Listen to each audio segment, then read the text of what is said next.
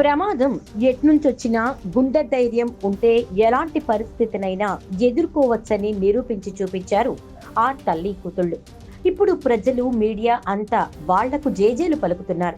మారణాయుధాలతో ఇంట్లోకి చొరబడిన దుండగులను ధైర్యంగా ఎదుర్కొన్నారు వాళ్ళు. హైదరాబాద్ బేగంపేటలోని పైగా కాలనీలో 2 దొంగలను తరిమి కొట్టారు.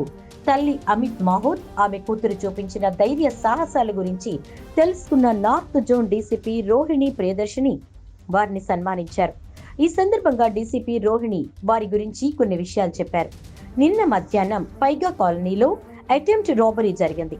నిందితులు మర్డర్ చేయడానికి ప్లాన్ చేశారు.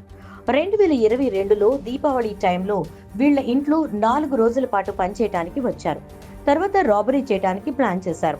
ముందుగా రెక్కీ నిర్వహించారు. కొరియర్ వచ్చిందని చెప్పి ఇంట్లోకొచ్చారు. కంట్రీ మేడ్ వెపన్ కత్తితో బెదిరించారు. అయితే ఆ నిందితుల్ని పట్టుకోవడానికి తల్లి కూతుళ్లు చూపించిన ధైర్య సాహసాలు నిజంగా చాలా గొప్పవి. నా 11 ఏళ్ల సర్వీస్ లో ఇలాంటి మహిళల్ని చూడలేదు. ఒక నిందితుడిని ఇక్కడే పట్టుకున్నారు.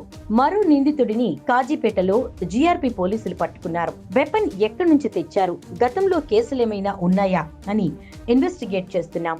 మహిళలు సెల్ఫ్ డిఫెన్స్ అనేది ఎంత ముఖ్యమో ఈ సంఘటన ద్వారా తెలుస్తోంది అన్నారు డీసీపీ రోహిణి ప్రియదర్శిని.